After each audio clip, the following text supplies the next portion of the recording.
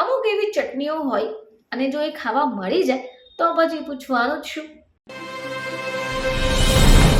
નમસ્કાર દર્શક મિત્રો, ખબરશું.com પરથી હું દ્રષ્ટિ આપ સૌનું સ્વાગત કરું છું. મિત્રો, હાલમાં ઉનાળો ચાલી રહ્યો છે અને આને કારણે આપણે આપણા ભોજનનો ખ્યાલ રાખવો ખૂબ જરૂરી છે. આપણે જે કંઈ ખાઈએ છીએ એની સીધી અસર આપણા સ્વાસ્થ્ય પર પડે છે, પરંતુ અમુક વાર આપણે જે ભોજન કરીએ છીએ એમાં આપણી રુચિ નથી રહેતી, પરંતુ અમુક વસ્તુઓ જો એડ થઈ જાય તો આપણને ખાવાની પણ મજા પડી જાય. અમુક એવી ચટણીઓ હોય અને જો એ ખાવા મળી જાય તો પછી પૂછવાનું જ શું. તો શિયાળો હોય કે ઉનાળો, જો ચટણી ખાવા મળે તો સ્વાદ બમણો થઈ જાય. ઉનાળાની ઋતુમાં લોકો તીખું ઓછું ખાય છે, પરંતુ અમુક એવી ચટણીઓ છે જે ખાવાનો સ્વાદ તો વધારશે, પરંતુ સ્વાસ્થ્ય માટે પણ ફાયદાકારક છે. તો ભારતીયો માટે તેમની થાળીમાં શાકભાજી, કઠોળ, રોટલી, ભાત અને અથાણું અથવા ચટણી તો હોય જ છે.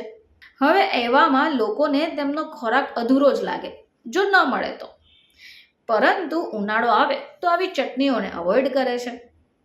પરંતુ અમુક એવી ચટણી છે જે તમને મજા પાડશે, જેમાંની એક છે કાચી કેરીમાંથી મીઠી અને ખાટી ચટણી. તો ઉનાળામાં દરેક વ્યક્તિ કેરી તો ખાશે જ, પછી એ કેરી કાચી હોય કે પાકી. ચલો જાણી લઈએ કે ચટણી કઈ રીતે બનશે. સૌથી પહેલા તમારે કાચી કેરીને છોલીને કાપી લેવાની છે. થોડો ગોળ, લાલ મરચું, ફુદીનો, જીરું અને મીઠું ઉમેરીને એને પીસી કાઢો. બસ તૈયાર થઈ ગઈ તમારી કાચી કેરીની ચટણી. આ કેરીની ચટણી તમને પોષક તત્વો પણ આપશે. આ સિવાય ફુદીનાની ચટણી. તો ઉનાળામાં ફુદીનાનું સેવન ઉબકા, ઉલટી અને પાચન સંબંધી સમસ્યાથી તમને બચાવશે. આના માટે પણ તમારે કંઈ વધારે ખાસ કરવાની જરૂર નથી.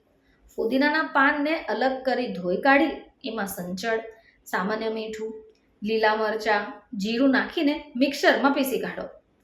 જો તમે એને ખાટી બનાવવા ઈચ્છતા હો તો કાચી કેરી અથવા આંબલીનું પાણી પણ એડ કરી શકો. ચલો વાત કરીએ આંબલીની ચટણી વિશે. તો ઉનાળામાં આંબલી ખાવી પણ ફાયદાકારક છે, કારણ કે એની પ્રકૃતિ ઠંડી મનાય છે. હવે હીટ સ્ટ્રોકથી તમને બચાવશે. આના માટે તમારે કંઈ વધારે નથી કરવાનું. સૌથી પહેલાં આંબલીને પાણીમાં પલાળી દો. હવે એમાંથી પલ્પને અલગ કાઢો, ચાળણીથી ગાળી લો. સ્વાદ અનુસાર ગોળ, કાળું મીઠું, જીરું, લાલ મરચું મિક્સ કરી એને પીસી કાઢો.